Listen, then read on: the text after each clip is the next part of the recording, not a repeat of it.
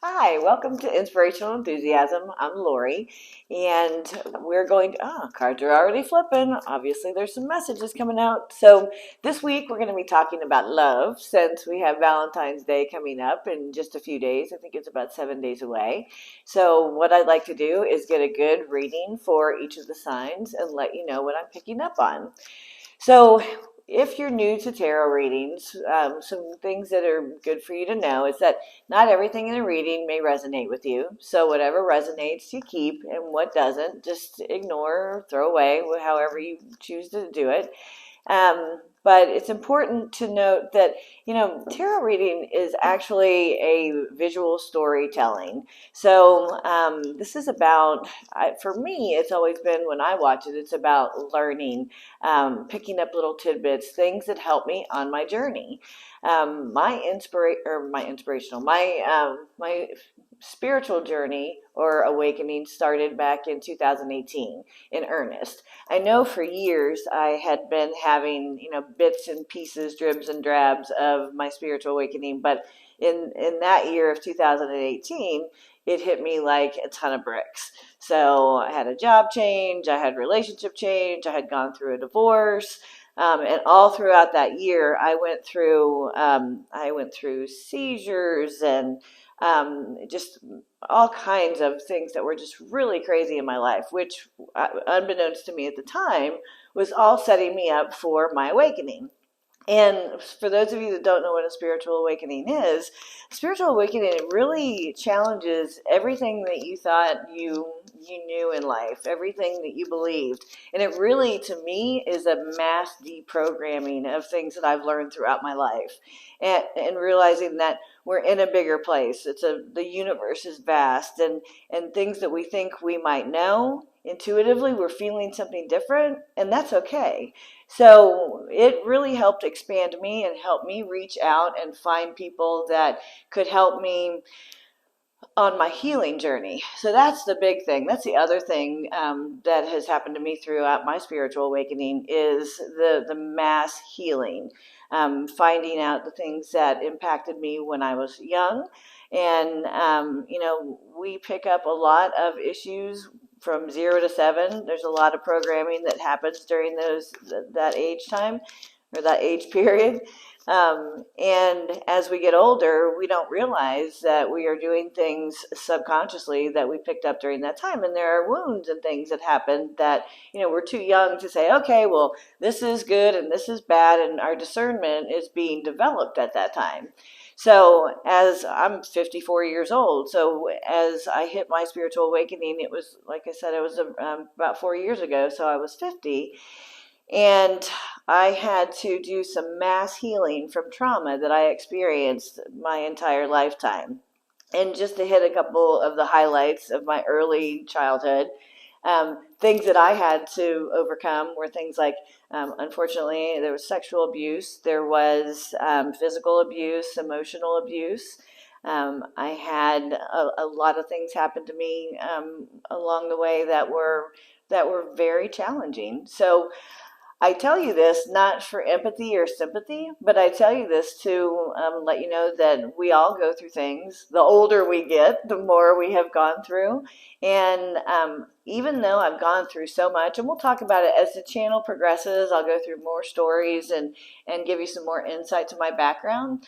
But just understand that the more we go through, the more we learn. So at first, it feels like it's happening to us. As I've gone through this awakening, it's made me realize that it was actually happening for me, and it was happening to teach me and to help other people. And I've been able, luckily, to stay positive pretty much throughout my journey. I had some very rebellious years when I was younger, and I had some very challenging years that I put myself through. Because of that early trauma, I actually started drinking at a very young age, at 11, and I'm a recovering alcoholic. So I didn't stop drinking until I was 47 years old. So you do the math, it's about 7, 8 years now. So all of those things that happened, I realize now that at the time I felt like things were happening to me. And in hindsight, I can see that what the reasons were. When I see clients and I help them through their spiritual awakening and just through daily and weekly and monthly issues, those issues I went through in my past are actually helping me to identify with those people and to help give them my experience to show how I came through it. And I don't know about you all, but the more that I have found people like me that have gone through trying times, the more I realize that we can get through it. Um, we can get through it together. We're here to support one another, and it's important to find those people. So I know it's a little long-winded, but I just wanted to let you know a little bit of my background so you understand where I'm coming from when you're watching these videos. So let's see, am I missed anything? So we're going to go through, this is going to be the love reading for February, and I'm going to go through each sign. I'll have each of them posted separately. Any information that or any questions that you may have, hopefully we will be covering it in the description box. So everything you typically need to know is in the description box below. Anything else I'm missing? I think that I've covered it all. If you have any questions, please feel free to ask them in the comments section. If you want to book a personal reading, I have information also in the description box. And and if you could like, subscribe, and share, that would be great. That way you will get notified and the content will go out there for more people to see and hopefully help them. All right, so without further ado, we're going to get to the readings. All right, hello to my Gemini.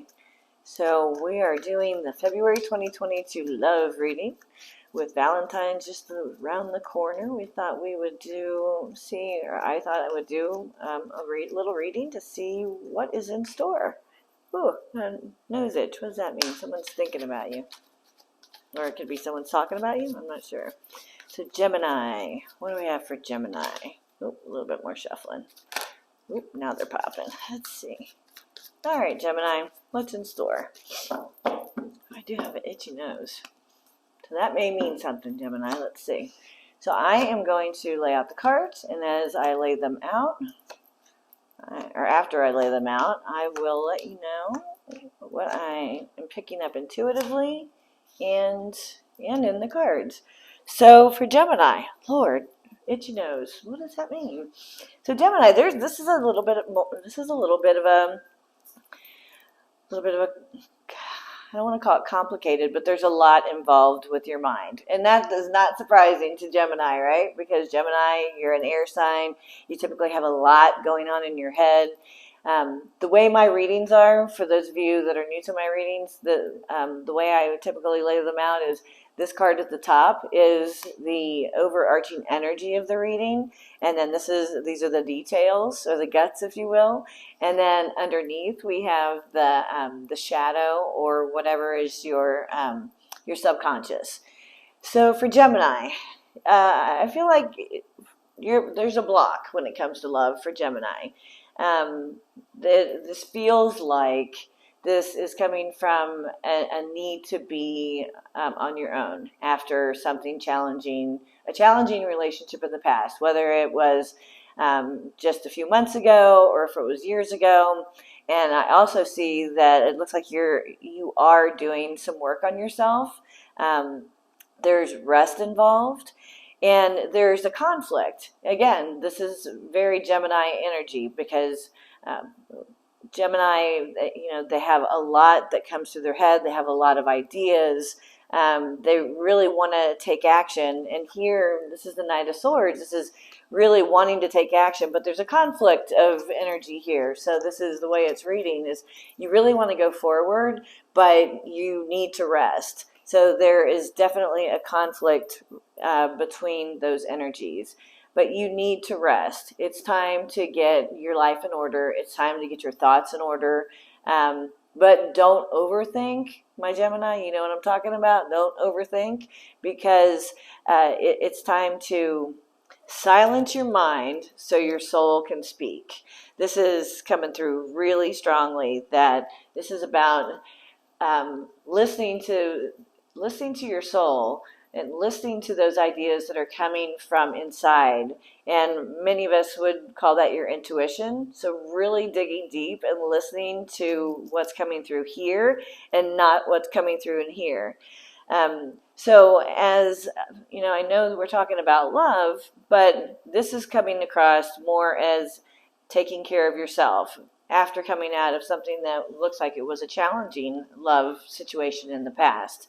Um, you are moving forward, and you are seeing your life in a whole new light, and you're ready for new beginnings. This rest is actually preparing you for again, this is supposed to be February 2022, and it's love, but you're coming through in a whole different light, so I'm just going to tell you what I'm seeing. This is moving forward, really looking at things differently, seeing things in a whole new light, um, but ready to start anew. I feel like that I am seeing intuitively, feeling intuitively that um, you're taking a new path, a path that you hadn't taken before, one that quite frankly is scaring the heck out of you, but you're doing it anyway. And it is leading to new ideas and new passions and new excitement. And you have to be patient. I know this is a tough one, right? So you have to be patient because you are at a crossroads, and there is large change coming. Now, for those of you that read tarot, the Tower card scares a lot of people, but the Tower card really is about great change. And the way I like to look at the Tower card, a couple different ways, but the way it has really impacted my life has been when if I knew that I needed to make a change in my life and I knew and I knew and I knew and I wasn't making the change, the Tower card coming out says, okay, the universe is like, you are going to make the change. So if you take your time and you don't make those changes, you're afraid of making those changes, you're not going to have any choice. And I'll give a quick example. Back in 2018, when I told you in the beginning that that's when my spiritual awakening started, I had lost my corporate job that I had been at for 12 years. And I wanted to leave for the last couple years, and I was resistant. So something happened, and I wasn't able to make that decision. The universe made it for me, and then I was out. And I was supposed to be, but I had been putting it off. So if you don't make the change that you need to, it will happen. Now, underneath the shadow side, um, all of this work you're doing on yourself and the patience that you're utilizing is going to pay off. There is happiness and joy and new relationship that will be coming, but this is a time of deep reflection and taking care of yourself. And I am going to get a little bit of clarity on the Tower just because I can never let the Tower lie. Okay, yeah, this is great. So this is actually really exciting. So for those of you that get scared of the Tower card, the Sun card came out, the Ace of Cups, and the Hierophant.